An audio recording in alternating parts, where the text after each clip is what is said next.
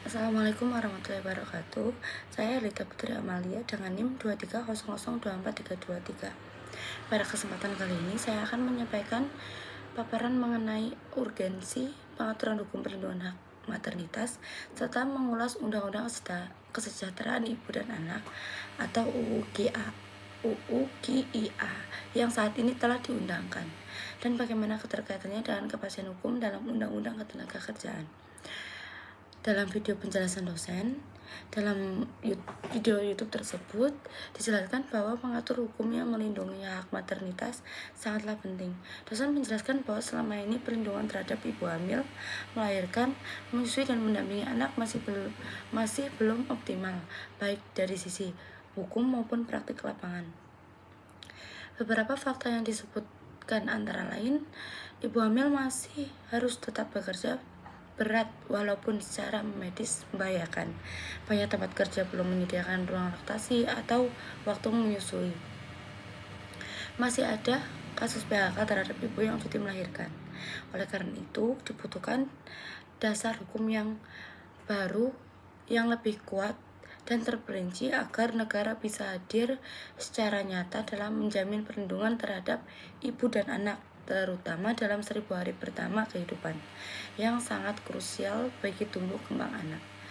Saat video itu direkam, RUU Kesejahteraan Ibu dan Anak masih dalam proses, tapi sekarang sudah resmi menjadi Undang-Undang Nomor 4 Tahun 2024. Berikut ulasan pengaturan khususnya dalam UU GIA Undang-Undang Nomor 4 Tahun 2024. Setelah diundangkan, UU GIA membawa beberapa perubahan besar yang krusial. Di antaranya, 1. Cuti melahirkan maksimal 6 bulan. 3 bulan pertama adalah hak wajib yang harus diberikan. Tambahan 3 bulan bisa diberikan jika ada kondisi khusus, misalnya ibu mengalami komplikasi atau kondisi medis tertentu yang dibutuhkan dengan surat keterangan dokter. Yang kedua, gaji selama cuti tetap dibayar. Gaji diberikan 100% untuk bulan pertama sampai bulan keempat. Gaji 75% untuk bulan kelima dan keenam. Ini sangat membantu keberlangsungan ekonomi ibu dan keluarganya dan memberi rasa aman saat menjalani masa pemulihan pasca melahirkan. Yang ketiga, cuti untuk suami pendamping. Suami mendapatkan cuti 2 hari dan bisa diperpanjang maksimal 3 hari dengan kesepakatan perusahaan.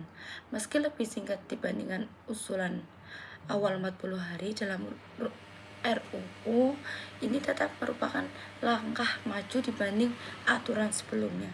Yang keempat, larangan PHK. Pekerjaan perempuan yang sedang hamil, melahirkan, keguguran atau dalam masa menyusui tidak boleh diberhentikan oleh perusahaan.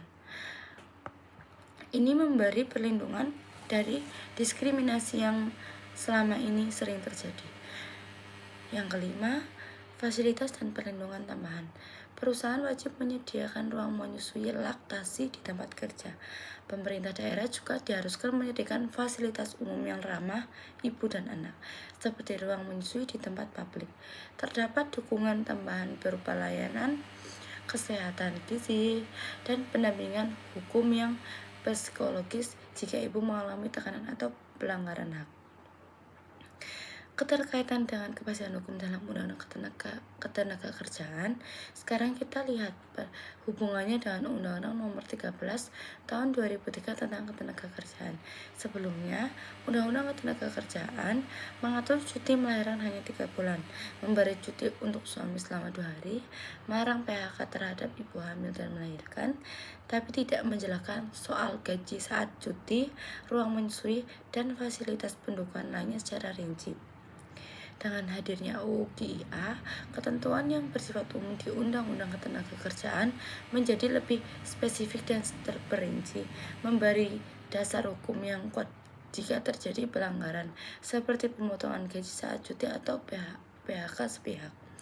Meningkatkan kepastian hukum karena hak ibu dan anak ini tertuang jelas dalam bentuk undang-undang tersendiri dan tidak bergantung pada kebijakan perusahaan semata. Nah, kesimpulannya, Melalui UU GIA, negara telah mengambil langkah maju untuk memperkuat perlindungan hukum bagi ibu dan anak, bagi di sektor kerja maupun kehidupan sosial. Peraturan ini tidak hanya memberi jaminan hukum bagi pekerja perempuan, tapi juga mendorong terbentuknya lingkungan kerja yang ramah keluarga, serta mendukung tumbuh kembang anak sejak dini. UU GIA juga memperkuat integrasi antara hukum ketenagakerjaan, hukum kesehatan, dan hak asasi manusia sehingga dapat menciptakan kondisi yang lebih adil bagi perempuan pekerja. Demikian penjelasan dari saya. Wassalamualaikum warahmatullahi wabarakatuh.